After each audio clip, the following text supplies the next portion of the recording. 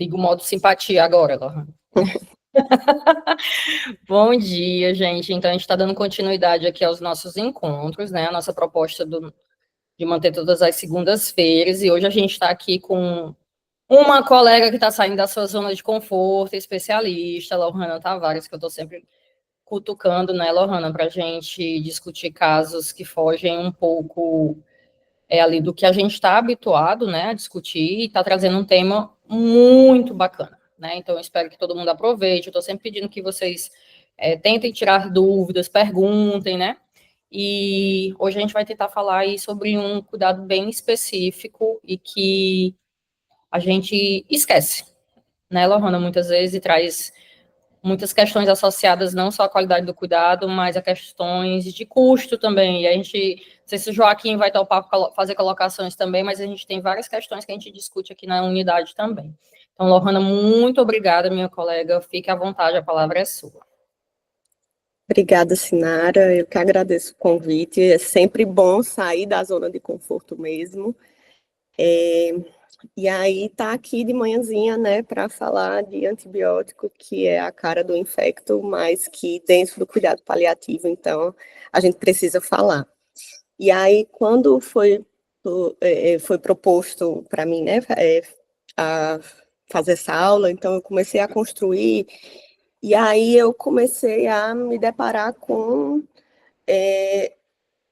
dúvidas minhas mesmas. Então, e aí vem a Sinara e diz, não, a gente quer uma coisa bem prática. Aí eu, nossa, então, como é que eu vou fazer isso, né? E aí, vamos começar do começo. Então, ensinando cuidados paliativos, não para vocês, mas para o infecto. E aí, que responsabilidade falar disso, então, qualquer coisa, vocês me interrompam aí se eu estiver falando alguma besteira. Mas, para a gente, então, voltado para infecto, a gente tem que lembrar que a meta do cuidado paliativo e da meta terapêutica é a qualidade de vida, né? Sendo recomendável, às vezes, a suspensão ou a recusa de tratamentos que prolonguem a morte, mas muitas vezes, na prática, a gente se depara com uma obstinação terapêutica, né? Então, que é aquela manutenção da terapia fútil ou inútil, né? Que vai só prolongar ou morrer, ou então aumentar o sofrimento do paciente e de seus familiares. E o que a gente quer dos cuidados paliativos não é encurtar a morte, né? Não é prolongar a morte, mas trazer a morte de forma humana e na hora certa. E aí, vocês sabem mais do que eu, e as questões que são consideradas medidas invasivas, né, como ressuscitação cardiopulmonar, ventilação mecânica, hemodiálise, quimioterapia e tal, elas fazem parte ali da tomada de decisão para limitar medidas, né, e estabelecer cuidados em fim de vida. Mas a terapia antimicrobiana ainda é pouco discutida nesse cenário. E aí o infecto tentando entender por que isso acontece. Então, os antimicrobianos, eles tendem a ser a última das intervenções a serem suspensas, com 27 a 88% dos pacientes recebendo antimicrobianos nas últimas semanas de vida. Para muitos médicos e pacientes, assim, os antimicrobianos são vistos como um recurso mínimo de tratamento padrão em cuidados terminais e, de forma equivocada, né, são considerados inofensivos e que podem melhorar o controle dos sintomas. Mas será, né? Então, quando a gente não sabe de onde é que isso começou, né? O que é que isso vem sendo prolongado, mas a gente vê que, assim, os procedimentos que, não, na verdade, eles são considerados, os antibióticos, né, eles às vezes são considerados como um procedimento que requer só a disponibilização do medicamento e o acesso adequado ali para a sua administração. Então, de forma equivocada, é considerado, tendo uma impressão de ser uma abordagem menos invasiva. além de trazer um conforto moral para o médico, né, de que está fazendo alguma coisa ali no final da vida. E aí eles podem proporcionar uma sensação de esperança, seja de que uma infecção que complica a condição subjacente seja revertida, ou que tratamentos para a condição subjacente, né, possam ser oferecidos após o início de um antibiótico. E é claro, eu sou infecto, eu sou prevencionista, sou controladora de infecção hospitalar, então é claro que eu vou falar sobre uso racional de antibiótico, evitar o uso excessivo e tal, mas algumas coisas têm que ser ditas, né? Então, os antimicrobianos, eles transformaram a medicina, tornando infecções antiletais tratáveis, e o seu início imediato e precoce realmente reduz a morbidade, né? E pode salvar vidas, isso é fato. E aí, não existe infecção em cuidados paliativos? Sim, né? Então, a infecção faz parte, é uma parte importante no processo de morte na maioria dos pacientes, e muitas vezes é o evento final desse processo. Dificulta porque, às vezes, os sinais comuns de infecção podem estar ausentes, e mesmo se presentes, às vezes eles podem ter causas não infecciosas envolvidas, como os corticoides, outros fármacos, lesão do sistema nervoso central, né, doenças neoplásicas, eventos trombóticos. E tem também ainda as dificuldades da avaliação de sinais e sintomas e anamnese, né, desses pacientes, que podem estar ali prejudicadas pela alteração, pelas alterações cognitivas. Atrelado a isso, a gente tem as dificuldades em realizar o diagnóstico de uma infecção em pacientes em fim de vida. Muitas vezes, né, nem sempre a equipe médica investe no diagnóstico, e até porque o objetivo é ali a avaliação e a realização, então, de exames e procedimentos, como coleta de exames, secreções e tal, pode ir contra as preferências do paciente e da família e a declarada medida de conforto.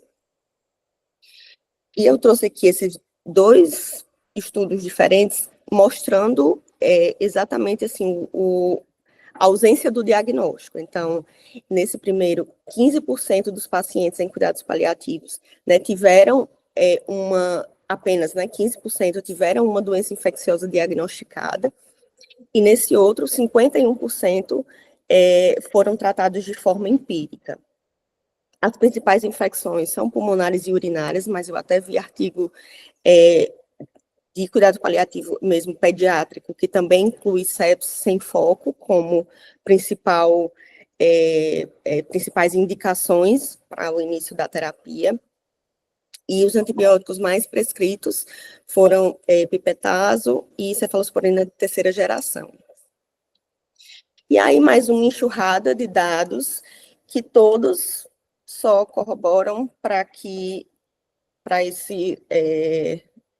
esse resultado final, né, que o alto consumo de antimicrobianos em regime de internação em fase final de vida é visto, né, mesmo quando o objetivo é proporcionar conforto para o paciente. E aí, quando eu estava fazendo essa aula, eu lembrei desse trabalho que a gente fez, levou para o Congresso de Infecto ano passado, que foi a avaliação das infecções em óbitos de pacientes pediátricos oncológicos em cuidados paliativos. E aí, em 4 meses, a gente identificou 16 óbitos de crianças oncológicas em cuidados paliativos, no CEIB, no CPC, e aí 75% eram tumores sólidos, e 56% não apresentavam histórico de infecções, mas 44% apresentavam pelo menos uma infecção documentada, sendo 43% antes de 2 semanas do óbito. 2 óbitos estiveram relacionados diretamente ao quadro infeccioso, se tratando de infecções intratáveis, que eram infecções fúngicas invasivas, e as principais infecções foram infecção de corrente sanguínea, e aí mais por gram-negativos, e aí a resistência a carbapenêmico foi identificada em 50% das enterobactérias. E esse é um gancho para a gente falar sobre as infecções relacionadas à assistência à saúde, que nesse artigo mostra que foram identificadas 74,3% dos pacientes, com 92% utilizando antibióticos, com um tempo de utilização foi de aproximadamente 23 dias, então bastante, né?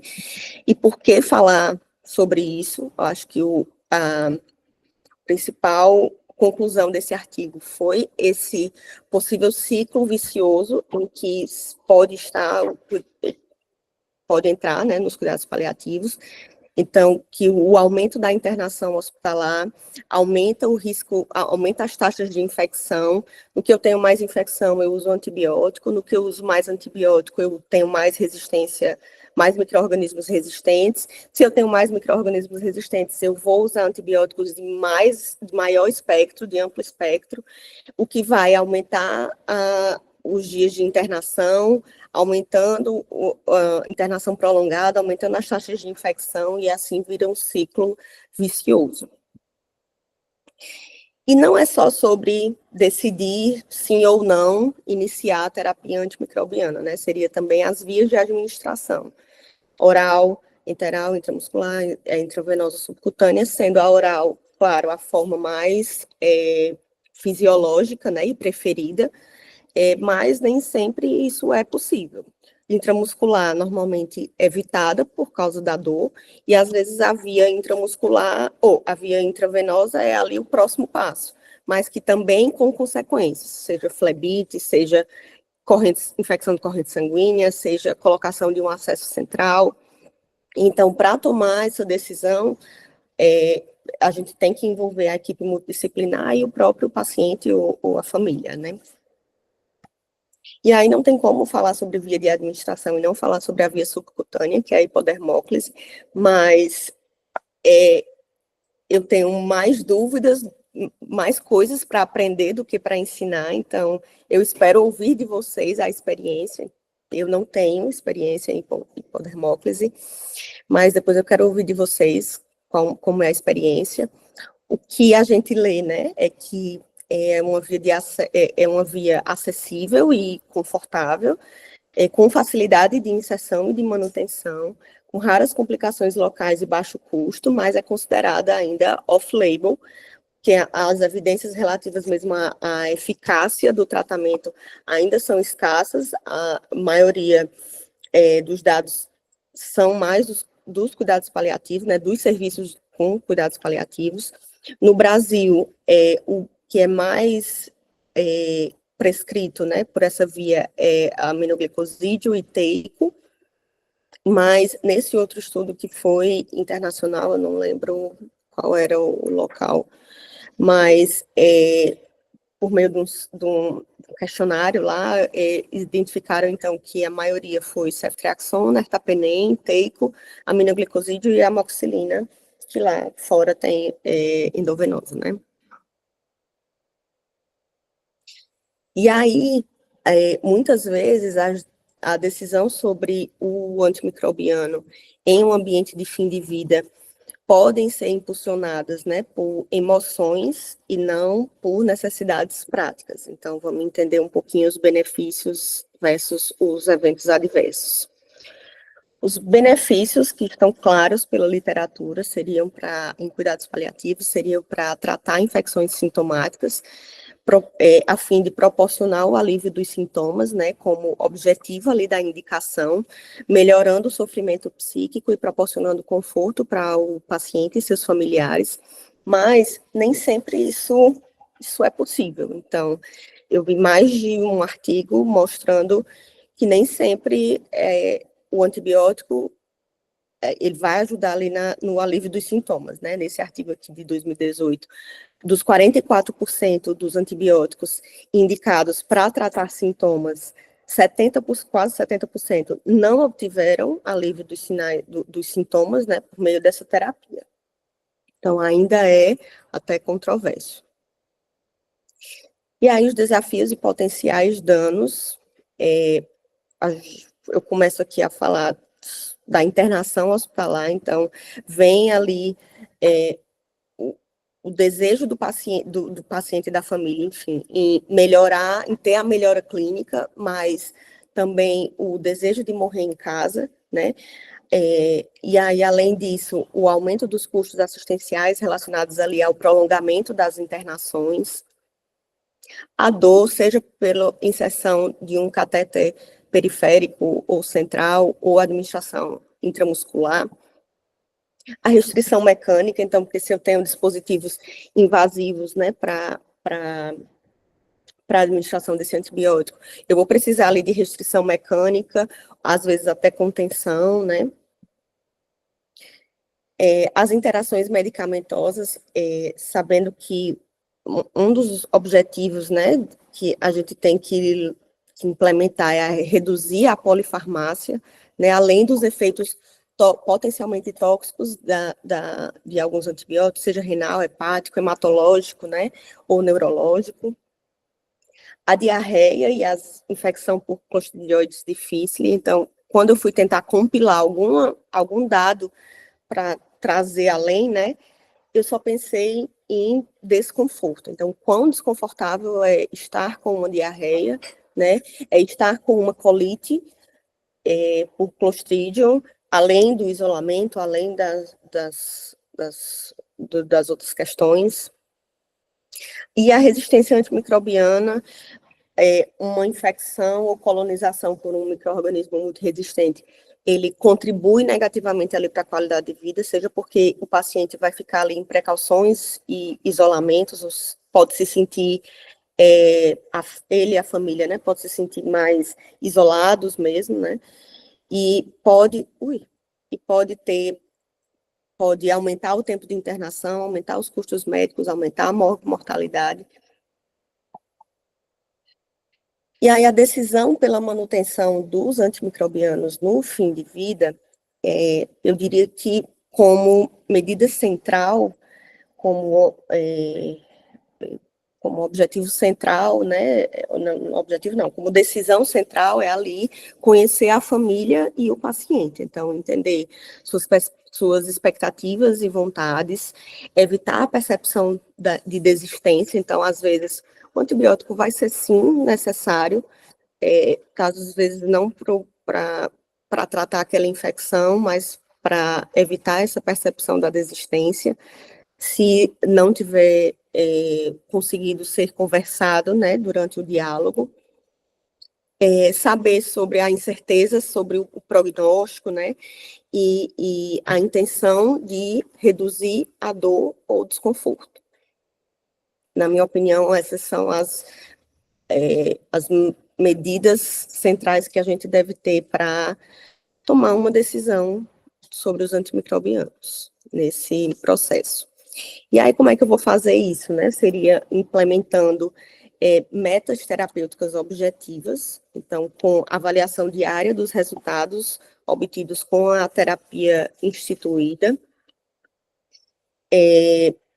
de forma que, em caso de deterioração clínica, apesar do tratamento proposto, a decisão de descontinuar a prescrição deve ser priorizada, então, pode-se programar, né, o uso do antibiótico ali por 72 horas inicialmente, de reavaliação diária e suspensão caso haja falha. E o que eu acho muito importante é as diretivas avançadas de vocês, eles devem incluir decisões sobre investigação de infecções e seu tratamento. E aí o uso de antimicrobianos deve fazer parte ali do plano antecipado de cuidados, não só a intubação e as outras medidas invasivas. E aí eu trouxe um fluxograma que é derivado de 2 artigos de 2017 e 2019, que a gente gosta de coisas objetivas, mas nem sempre são tão objetivas assim. E aí, esse fluxograma traz um pouco disso, o quanto pode ser maleável, o quanto a gente tem que pensar e em que momentos a gente tem que pensar. Então, o paciente em cuidados paliativos, ele tem uma evidência clínica de foco infeccioso. Então, se não tem, evitar o uso do antimicrobiano, estando contraindicada o início do antimicrobiano e testes diagnósticos. Então, evitar testes diagnósticos sem uma evidência clínica, né?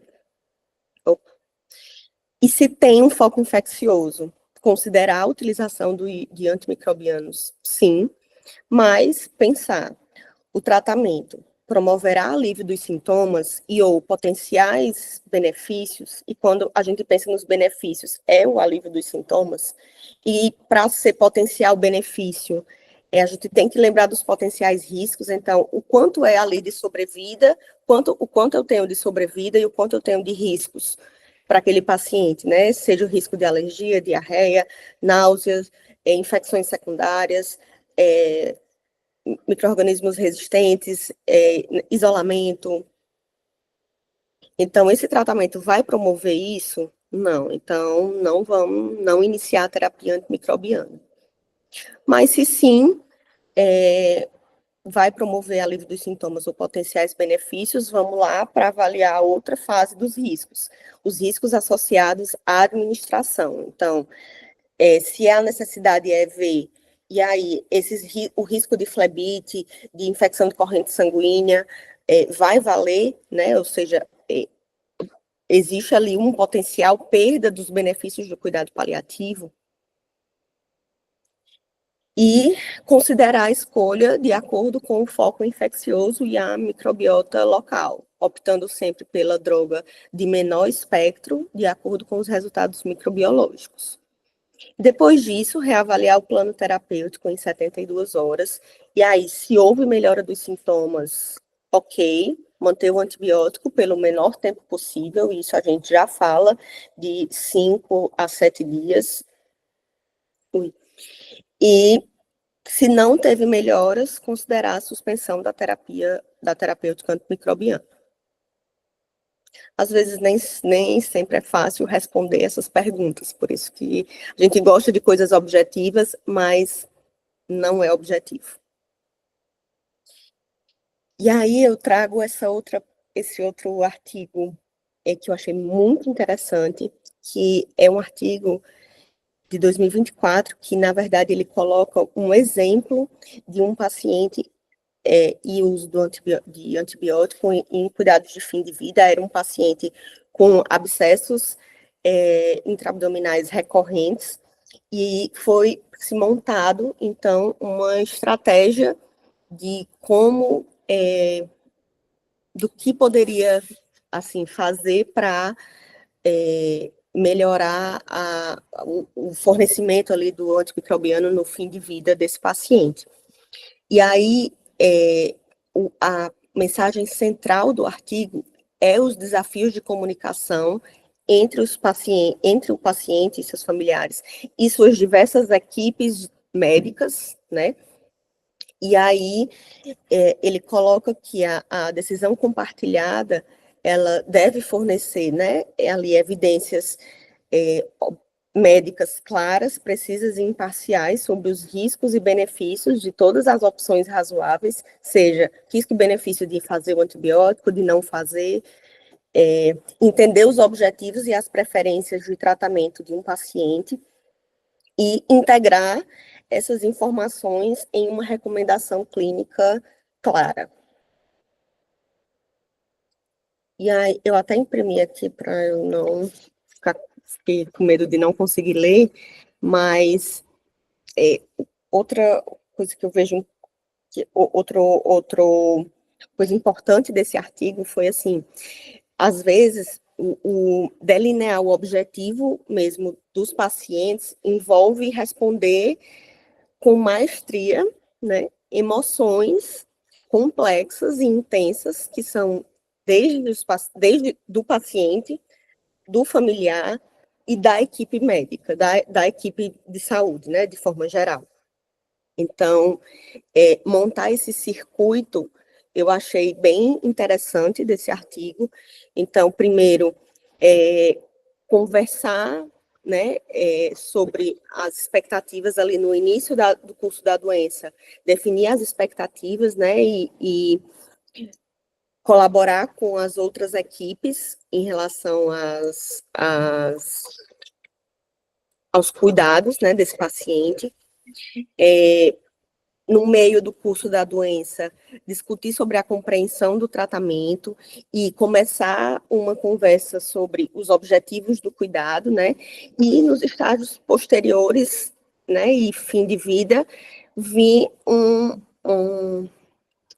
como é que eu posso dizer, um mapa mental, né, sobre algumas coisas para serem avaliadas. Então, reformular de reformular a situação, então, esclarecendo ali a compreensão e a trajetória, a compreensão da atual trajetória clínica, né? Explorar as emoções, porque, às vezes, é a emoção que impulsiona ali o início do antimicrobiano, mapear as metas e os valores, né? Explorando ali as esperanças e os resultados esperançosos, né, para aquela família, alinhar os valores, né, então, refletindo ali o, o valor principal, né, e as principais preferências do paciente, né, e um plano, realmente, e dentro desse plano, esse artigo coloca, eu não sei se vocês chamam, se vocês já ouviram isso, que seria Time Limited Trial, que é, então, um tratamento, um teste por tempo limitado, eu chamaria de teste terapêutico, né? E aí, esse teste terapêutico visaria ali, né, revisar a situação clínica com o paciente e com os cuidadores, concordar ali com o objetivo, com marcadores objetivos de progressão da doença, ou seja, da doença não, desculpa, da resposta, seja porque cessou a febre, seja a redução do da droga vasoativa, redução do oxigênio, concordar ali com um tempo para reavaliar o antibiótico, então, de 2 a 3 dias, como a gente falou, então, em 72 horas, reavaliar esse antibiótico, e aí definir as próximas ações desse TLT, desse teste terapêutico. Então, se está ineficaz, e aí vamos pensar em outro teste terapêutico, ou vamos parar o antimicrobiano como plano de fim de vida, né?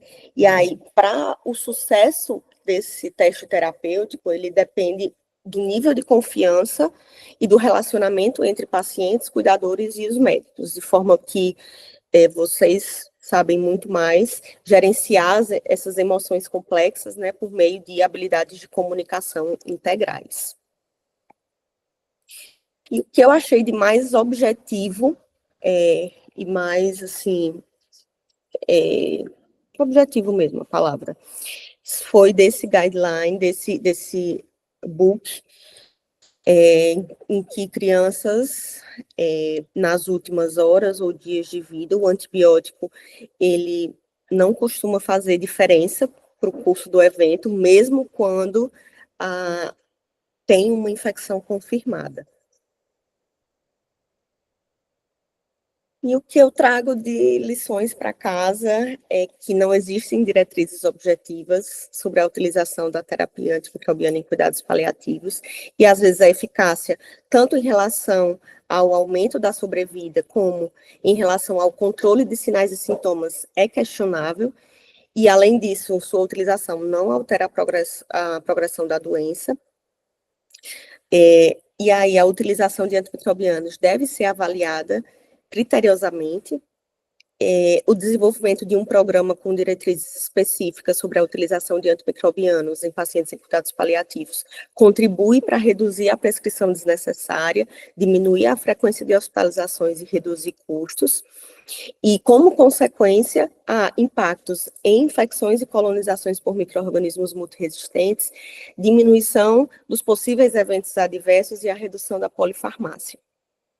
E de mensagem maior, eu diria que a determinação de diretivas avançadas deve contemplar a ocorrência de infecções e uso de antimicrobianos como planejamento antecipado de cuidados. Na minha opinião, então, o que ficou de mais prático é que não existe cuidados paliativos sem a presença de uma equipe multidisciplinar para discutir e avaliar precisamente as metas e ações a serem implementadas, que por vezes são bastante complexas. E quando eu li isso, eu pensei em equipe multidisciplinar, vocês. Mas não é vocês, somos nós. Então, a Infecto, ela também pode desempenhar um papel integral na definição de expectativas e definição de metas em pacientes com doenças terminais, né? Particularmente quando infecções recorrentes ou refratárias fazem parte do processo da doença. Não tem como falar em cuidados paliativos e não lembrar dele, que é meu avô, e que me ensinou 14 anos atrás o que era o cuidado paliativo e o que a gente tinha que caminhar e entender, e quanto é difícil 14 anos atrás, 10 anos, 15, 5 anos ou hoje, né? E é isso, fica meu e-mail aí, eu estou disponível para as dúvidas que muitas vezes não tem respostas. Obrigada.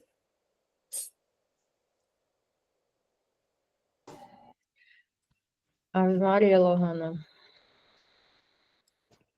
Alguém quer falar primeiro? Eu quero. Ai, Joaquim. A mulher me deixou sem palavras, olha que normalmente eu não fico. Bom dia. Dizer assim que foi um tema de extrema importância, né, para todos nós que trabalhamos com crianças com funções crônicas complexas e, porventura, em algum momento do curso da sua história, vão estar em fim de vida. E, de fato, né, a gente tem grandes dificuldades na escolha da terapia antimicrobiana. Eu me recordo muito bem de 3 situações muito presentes na sua fala.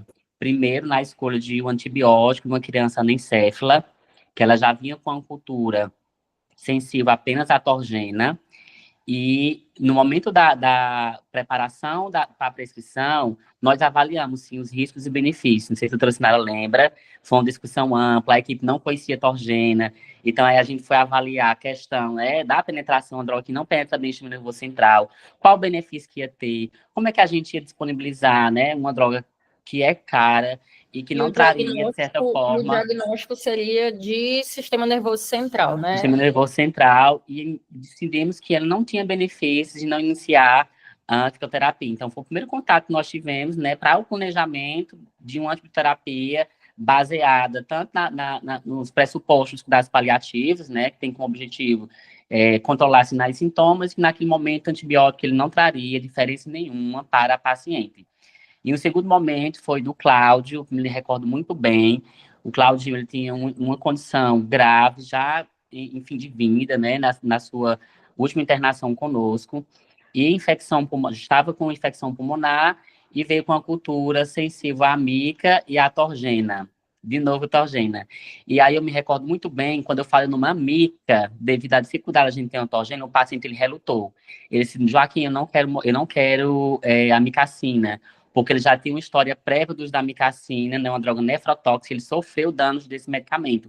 Então, trouxemos mais ainda, né, o paciente para o contexto, né, da utilização de antimicrobiano, e ele falou, se a última opção for a amicacina, não quero a amicacina, foi algo que ficou.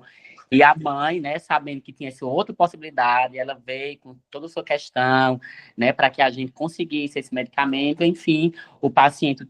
A gente, né, utilizou o torgena, mas na terceira dose, quarto, o paciente veio a óbito. Então, assim, qual o benefício a droga teve no contexto, né, de um paciente que já estava em progressão de doença? E o terceiro caso foi da hipodermóclise, uma paciente que já vinha em curso de vancomicina e aí perdeu acesso, foi funcionada a hipodermóclise. E aí a questão, vanco faz ou não? E aí lá vai eu estudar para entender que vanco não faz hipodermóclise. E aí fizemos uma estratégia do PGA que seria o Sweet Therapy, trocar do mesmo espectro a vanco pirateico, e aí tivemos a oportunidade de manejar, né, uma infecção que foi controlada, que trazia, né, desconforto para a paciente, com a tecoplanina a partir, né, da possibilidade. Então, 3 momentos, né, em que a equipe, ela senta, ela conversa e consegue otimizar a terapia antimicrobiana, né, quando possível para esses pacientes. Então, muito obrigado por sua aula de excelência. Estou muito feliz por esse momento. Era isso que eu tinha para dizer. Obrigada, Joaquim. Ave Maria, meus olhos brilham com essa experiência aí de você. Então, meus olhinhos brilham. A gente tem muita sorte, porque ter o farmacêutico clínico, e é sorte mesmo, né, Joaquim? Porque, infelizmente, você como categoria profissional, não está inserido em todas as frentes, não é só na nossa instituição, né? Mas ter o farmacêutico clínico presente nas discussões é um grande diferencial, porque ele consegue também puxar a orelha da gente em cenários, e ele tendo a formação e o olhar da avaliação, enriquece muito o olhar, né? E eu acho que... só tirei o microfone já aqui. Eu gostei muito quando você trouxe no slide, tendo a Infecto, Lohana, e vendo a maturidade da apresentação da sua aula, diferencia se eu tiver a especialidade discutindo comigo no pé de maturidade que você traz uma aula dessa, porque às vezes eu a emoção, como você muito bem colocou, né? Onde eu vou estar lá por um vínculo, porque nós temos vínculo com o paciente da gente, nem sempre eu vou conseguir ser tão técnica. Um dos pacientes que o Joaquim citou foi um paciente que eu tive que me afastar do caso, mas eu em algum momento consegui perceber isso, mas às vezes a gente não percebe, né? De ter um vínculo muito forte e tomar algumas decisões porque a gente acredita, está na esperança, e aí a técnica não tá lá 100%, né? E aí eu acho que essa coisa da equipe, ela é um grande, é impossível, não tem, para que a gente ofereça o melhor cuidado possível para quem a gente está aqui, que são as nossas crianças e adolescentes, e acolher a família que vai estar sofrendo no meio disso tudo, sem a menor dúvida, né? Fala aí, Ju.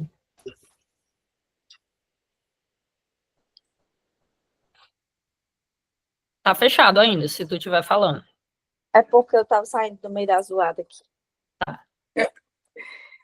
Sim, é mais um desabafo também, né? Porque, enfim. Mas eu acho que o maior que tá gravado, pelo amor de Deus. Eu acho que o maior desafio da gente é definir o uso do antibiótico no plano de cuidado, principalmente quando há um plano de limitação de cuidado, porque a infecção ela é uma das principais intercorrências reversíveis dos pacientes todos, né? Não só dos que estão em cuidado paliativo. E a gente, às vezes, deposita muita esperança numa melhora ou no retorno ao status anterior com o tratamento de uma infecção.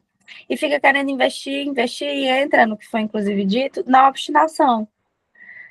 Então, assim, é uma linha muito tênue do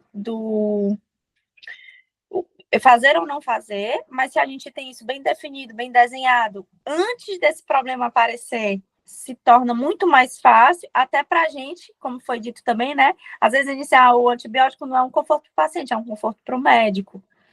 É muito isso.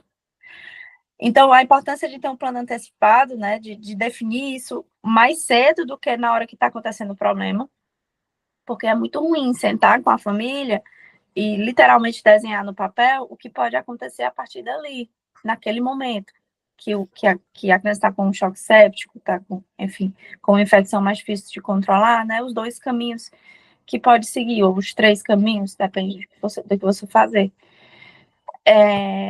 Mas realmente a importância do plano antecipado e de conversar sobre isso com as famílias, que por mais que seja uma intercorrência reversível, também eu não sei se tem deve ter dados sobre isso, também uma das principais causas de óbito nos pacientes com doença, seja doença crônica em cuidado paliativo progressiva ou não progressiva. Então, às vezes, você fica esperando que o paciente morra da doença de base dele, de uma insuficiência cardíaca, de uma cardiopatia que pode fazer um infarto a qualquer momento, e ele tem uma sepse e morre disso, né? Então, acho que é aí que está a necessidade desses encontros, dessa aula, e também a necessidade da gente fazer o plano antecipado e de ter isso escrito, e ainda depender de outros colegas que vão passar pelo paciente, pegar essas intercorrências que não são você, que não é o seu horário de trabalho, não tem mais a equipe da diária no setor. Então, são muitas barreiras até a gente conseguir chegar a essa mentalidade de ou não iniciar, entendendo que aquilo ali pode ser o que vai limitar realmente o que vai levar o paciente ao óbito, e que já foi feito muitas outras vezes e que viu que foi mesmo que enxugar gelo, ou de começar e ter um ponto até onde eu vou para dizer, pronto, eu vou até aqui e daqui eu não vou passar, porque daqui vai causar dano. Né? É mais difícil ainda quando a gente leva esse paciente para um ambiente de terapia intensiva, porque lá existe o hábito de ir trocando, e vai, não tem no hospital, pede para a secretaria, não tem, e você fica nessa coisa. E aí, qual é o meu objetivo, né? Aí eu esqueci do objetivo principal, que é não sofrimento e conforto do paciente e da família. Enfim, só trazer essa reflexão, né, para a gente ficar cada vez mais. A Lohana trouxe alguns dados e a dificuldade de achar dados, né, Lohana? Obrigada, Juliana, pelo desabafo, que só brilha meus olhos. Uma das coisas que eu vi quando estava construindo a aula foi que um dos preditores de uso de antibiótico nos cuidados de fim de vida era a admissão em UTI. Então, eu achei interessante a gente pontuar isso. E na questão do plano de cuidado, eu acho que vale a pena, o plano de cuidado antecipado, né? Vale a pena a gente pensar na sobrevida e o risco do paciente. Então, a sobrevida ali. Então, tem paciente que está muito bem, né? Tem uma qualidade de vida muito boa. Então, realmente, uma infecção pode ser reversível e ele pode voltar a um status bom ainda, né? Mas, dependendo dessa sobrevida, ser reversível ou não a infecção não vai fazer diferença, né? Então, são decisões difíceis, concordo com você que a linha é bem tênue, mas a decisão compartilhada com a equipe multi, com a família, eu diria que é o ponto-chave. Eu acho que é onde a gente entra em questões que já tem literatura para que a gente possa ir utilizando a bioética para auxiliar na resolução dos dilemas. E aí eu gosto muito, Lohana, de perceber como você, sem perceber, você já está contaminada. Realmente você já entrou na equipe, você já começa a usar os termos, né? É o plano antecipado de cuidados, né? A gente, dentro da pediatria, não consegue que a criança faça a sua diretiva antecipada de vontade. Mas eu posso ter a diretiva avançada, como você colocou, né? A gente vai abordando, a gente vai desenhando, a criança pode ser incluída em algumas coisas, mas a criança, ela, infelizmente, em termos de lei, né, a criança não consegue, não pode, né, o adolescente, porque ele não responde por si, mas ele pode ser convidado a entrar no desenho do plano antecipado de cuidados? Deve, né, a gente ainda, infelizmente, não faz tanto, mas como o Joaquim colocou o exemplo de um paciente nosso, ele participa, né, mas para que a gente comece a fazer isso no nosso dia a dia, é como a gente colocou, né, por que na nossa enfermaria acontece mais? Porque a gente todo dia está trabalhando com isso, então a gente está estudando muito sobre isso, né? A Lohana está aqui contaminada, porque a gente está no CPC, que tem um perfil muito característico, levou um trabalho, então, assim, já está contaminada com o assunto, e a gente tem que estar entendendo que, na verdade, esse perfil de criança está em toda a pediatria, e é o que a gente está aqui toda segunda-feira tentando discutir, né? A pediatria mudou bastante, então, a condição crônica, ela está difundida na NEL, na PED geral, nas especialidades. Então, assim, É necessário que a gente compreenda isso, e é necessário que o pediatra compreenda que é muito importante que ele esteja no fim de vida. Se ele acompanhou esse paciente a vida toda, ele é a pessoa mais importante para conseguir estar lá. Tudo bem se ele não conseguir, e aí ele acionar uma equipe que tenha uma expertise maior com formação em cuidado paliativo. Mas olha a dimensão da importância dessa pessoa que conduziu essa criança depois que nasceu, pericultura, desenvolvimento, e aí acontece alguma coisa de um diagnóstico difícil, você poder ainda ser a referência dessa criança, dessa família, é muito importante, ao invés de ser a pessoa que sai do caso, né? E eu acho que é isso que a gente quer aqui, né? Que a gente consiga que as pessoas que fazem a assistência das nossas crianças não seja, vou mandar para a unidade de crônicos, vou mandar para a especialidade que cuida das crianças que vão morrer. Não é para ser dessa forma, né? Enfim, e tem que ser uma equipe mesmo, né, Lohana? Eu acho que quando você coloca muito esse olhar e não é engessado, então vai ser muito isso que vocês colocaram.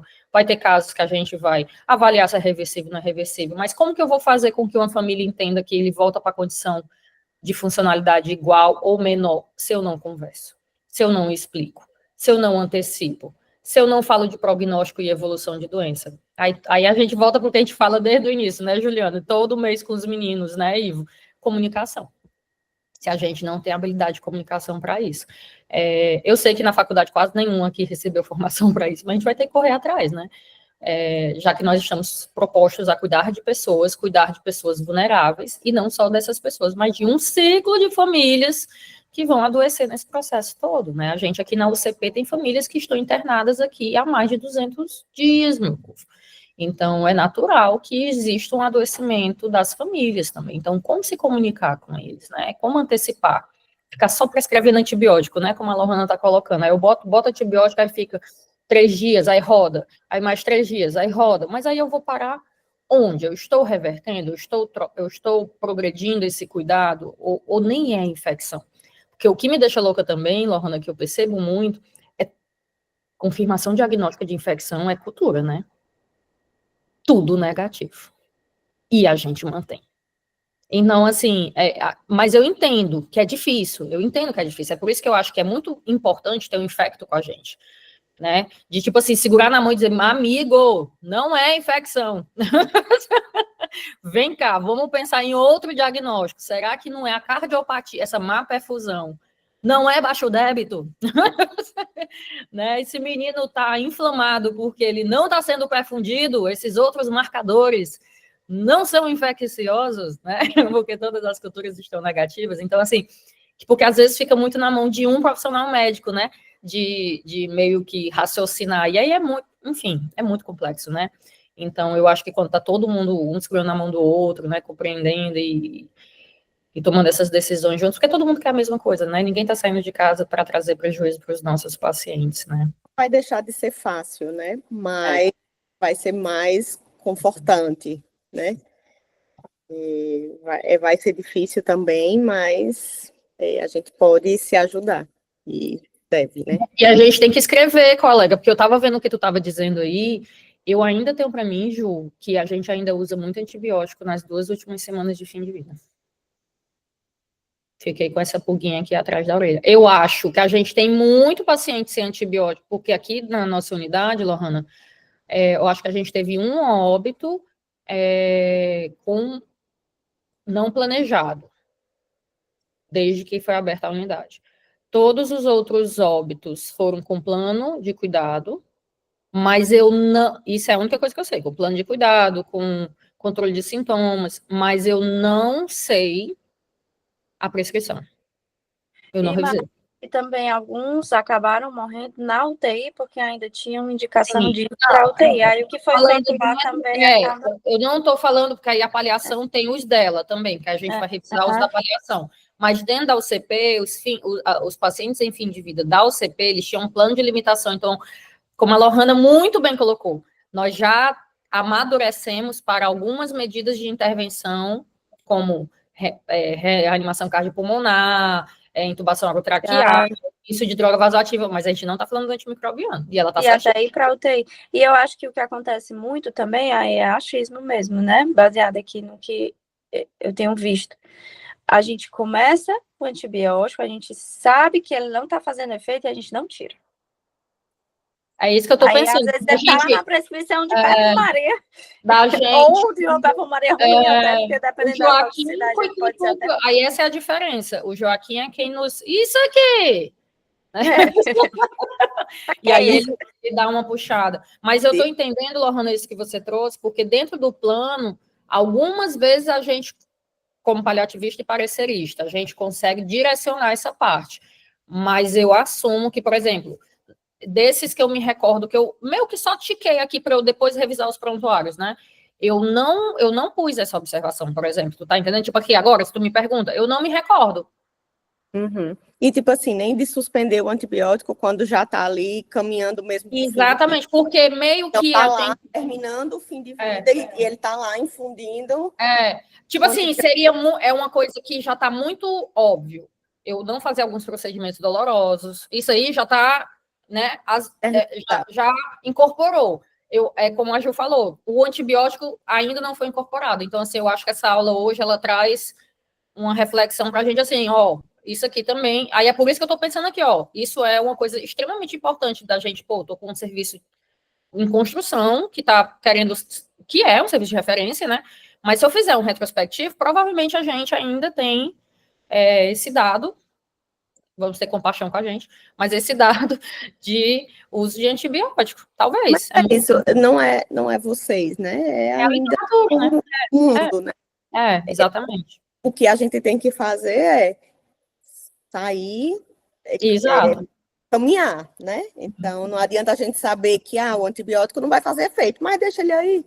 Não, agora que a gente está cada vez mais internalizando isso, o antibiótico não está mais fazendo efeito. Então, vamos tirar. Igual Mudar que... a via. Tipo isso, né? Se for fazer uma via mais fisiológica. Eu acho que algumas coisas nós já conseguimos. Não fazer o acesso, mas eu tô achando que o interal deve estar ficando, às vezes. A hipodermose a gente usa com muita tranquilidade. Muita tranquilidade. Isso é uma coisa legal depois de trazer para você. Com resposta clínica, né? E com resposta... Não, é muito interessante, Lohana. É muito interessante. Muito interessante. A gente tem paciente aqui, agora a gente fez um plano, agora de uma criança, com hipótese de tratar uma infecção de corrente sanguínea, né, Ju? E aí a gente até falou, ó, se vier cultura positiva, tipo para gram negativo, que vai tirar o dispositivo, a gente já deixou, ó, faz 48 horas em hipodermose e saca fora o dispositivo. Ele não positivou, eu acabei não tirando. Mas o plano era esse, eu vou fazer hipodermose. Porque ele não tem periférico, porque os nossos meninos muitas vezes... Né? Aí a gente já tinha, aí, ou seja, antes de muita coisa acontecer, o plano já estava desenhado. Uhum. Ó, saca fora o dispositivo, deixa em hipodermose o antibiótico, a gente já tinha visto que fazia, dava certo, já estava alinhado com a farmácia clínica, com o Joaquim, que tudo isso, fala com a enfermagem, para ninguém inventar outras coisas, não chamar o plantão, ou se for necessário, o plantão já saber, porque é menino complexo, coitado do plantão, ter que decidir sozinho também. Então, assim, ó, já está aqui definido, vai para hipodermose, fica 48 horas em hipodermose e depois volta para o central. Uma coisa que às vezes eu até me questiono, por que a gente não está fazendo isso na pediatria geral? Tu tá entendendo? Porque a gente tem resposta.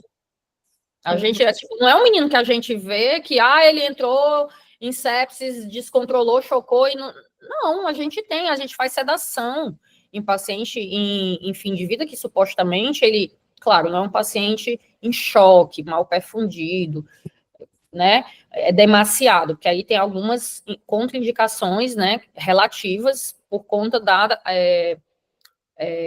ela é a questão da circulação medicamentosa mesmo, né, e claro que a gente sabe que o nível da medicação nunca vai ser o mesmo de um endovenoso, mas a gente faz em fim de vida, midazolam subcutâneo, tu tá entendendo? Então, assim... Quanto tempo, Sinara, vocês... Tá fazendo? Tipo, deixa quantos dias? Aí, no máximo, as meninas, quando perdem, elas vão mudando de sítio. Tum, tum. Aí, aqui, superior, abdominal, perna. A gente só não usa doce, porque como o nosso perfil de paciente é muito acamado, pronto. E isso eu estou fazendo, basicamente, desde que a NCP lançou o manual, que foi na época que abriu a UTE do seu pai, 2019. Eu acho que eu tive de ver complicação de ter feito, fiz um abscesso, porque funcionou sem ser subcutâneo. Eu tive uns 2 pacientes só. Que foi um aqui, e um lá. Pronto. Tu tá entendendo? Então, assim, aí a minha raiva, que era pra eu ter documentado no N total, né? Mas não dá pra fazer tudo, né? Enfim. Portanto, que a gente faz. E tem um dispositivo específico de podermócolis, mas as meninas usam, porque eu não sei se tem ninguém da enfermagem aqui, eu não sei qual é a agulha que elas usam, mas é muito simples. Aí bota um curativo transparente, aí você vê. Aí você vê que fica um volumezinho, aí absorve. Aí faz o volumezinho, aí absorve. Soro, quando é só glicofísio. Tu tá entendendo? Tem as concentrações de eletrólito máximas que dá para fazer pela hipodermócolis, dá para botar eletrólitos também. Alguns antibióticos que não tem no manual, mas que já tem alguns artigos. A gente faz. A gente usou numa criança grande, era um artigo de adulto e foi feito numa criança grande, já, né, bem grandona, com peso bom e tudo deu certo, o Tazocin. Então, enfim, tem que fazer. O adulto tá bem melhor, eles fizeram um guia agora, recente. Posso até te mandar, Lorna, porque como vocês têm muito... E é assim, e mesmo na onco, eu sei que o pessoal faz menos, porque eu entendo, né, que tem a questão da imunodeficiência, devem ter contraindicações relativas, mas a depender do perfil da criança, eu sei que o pessoal da onco está usando em alguns contextos também, especialmente num paciente em plano da paliação, onde tu tem uma perspectiva especialmente de deshospitalização. O pessoal do hospice usa muito, porque fora do país se faz muito em hospice, porque você não quer fazer endovenoso e você vai fazer sedanalgesia. Essa parte da paliação em fim de vida é fora do hospital mesmo. Então, assim, tá tendo, sabe? Então, assim, é um negócio super interessante. Mas vamos lá que a gente tem que trabalhar. Lohana, muito obrigada, de verdade. Amei, amei, amei, amei. Muito obrigada, você já é nossa. Coraçõezinhos para você. Obrigada às colocações de Joaquim, o desabafo da Ju. E vamos lá. Obrigada, tá, gente?